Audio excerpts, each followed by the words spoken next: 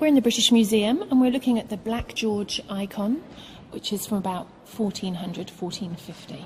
So this is a Russian icon, and you can see there's a bit of Cyrillic writing up there saying George, who this is.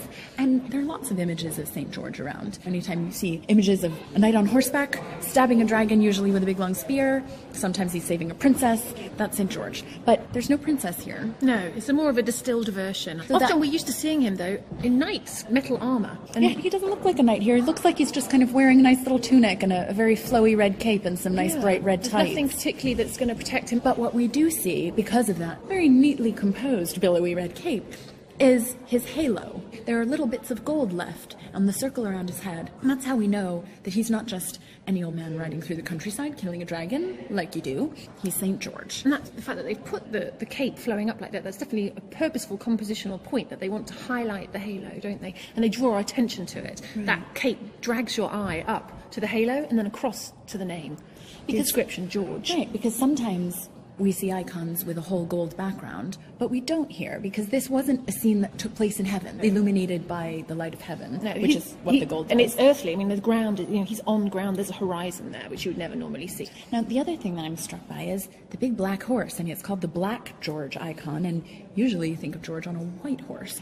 And that's interesting, because, again, this is a Byzantine icon, and the white horse is often associated with Crusader art, so it's often with Western ideas of St. George. And don't forget that the Crusades came through. They stayed in Constantinople for a bit, and they said, oh, we're going to go on and fight in the Holy Land. But they were very jealous of everything Constantinople had, and while they were there, were like, while we're here, we're just going to sack and take everything and take over here. And they ruled there for 50 years. So if the West associates St. George with a white horse and Crusader triumphant sort of attitude, the Byzantine world obviously doesn't see that in that same way. It's very unusual, though. There are a few more in existence, but they are very, very rare. If your eye is kind of drawn down, there's this long, thin, diagonal red line of George's spear. It doesn't really look very strong. It's not really.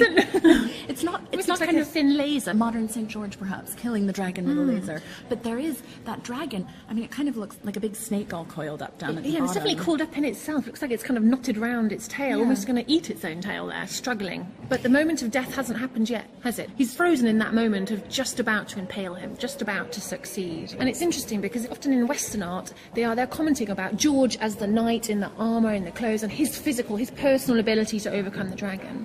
And in Byzantine art, they're saying that George is good and that the dragon is evil. And it's this continual struggle that we're all having all the time of trying to overcome falsehood and evil. So he would never have actually had a dead dragon at his feet, because that would mean, oh, it's finished, we're done. But it's not. It's an eternal struggle for all of humankind. Because he's, of course, put that dragon almost completely buried in the lower register below that line of the landscape horizon that you see.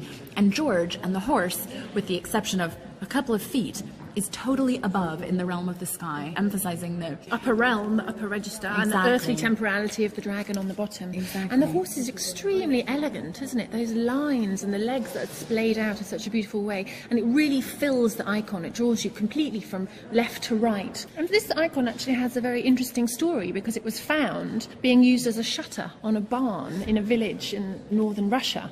And it was actually a different painting at the time. It had some 18th century painting on top. And they took that off, and then they discovered a 17th century painting underneath, and they cleaned it again, and they were like, whoa, look, we've got this 1400 St. George. And so we're really, really lucky to have this here to marvel over today, the continual struggle that George is doing and that we're doing.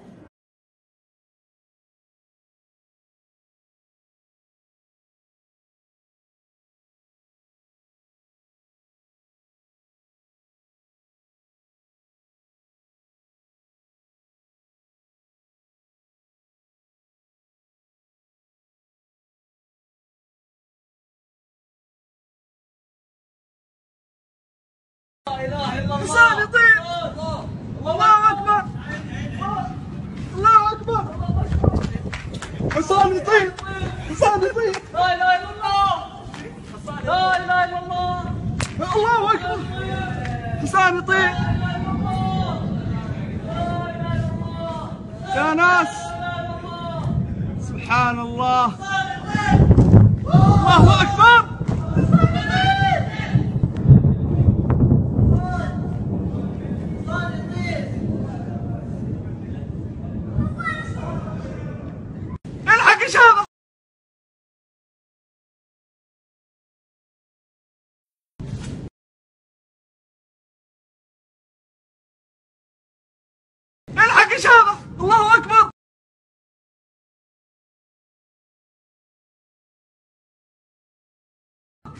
الله أكبر. حسين يطير. حسين يطير. الله أكبر. الله أكبر. حسين يطير. حسين يطير. لا إله إلا الله. لا إله إلا الله. الله أكبر. حسين يطير. يا ناس سبحان الله. الله أكبر.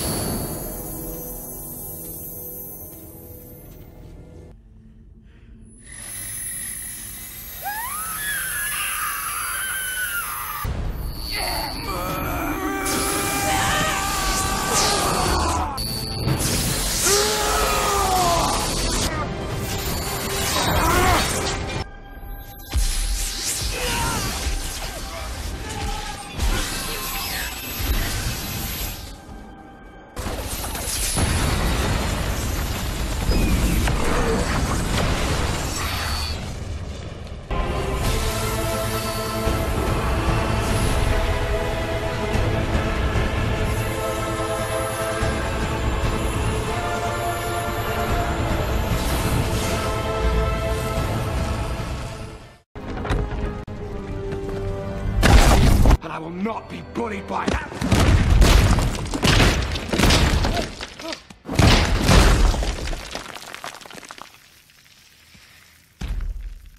Puny god.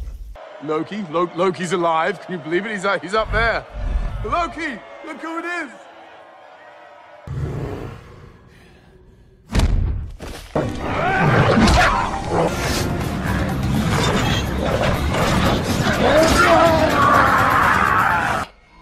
Try to think.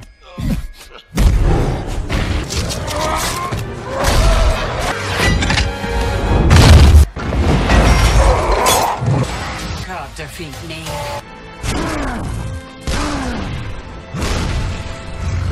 Logan, I think we lost him. Hulk, rip off Talking Man's head! My head? Oh, crap. He's all yours, Einstein. No, Logan, we're friends. No, no!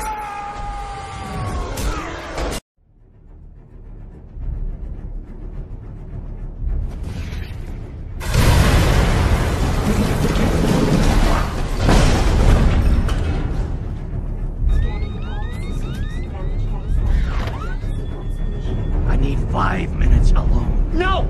There's no time! We have clear shots! Dent is in there with them! We have to save Dent!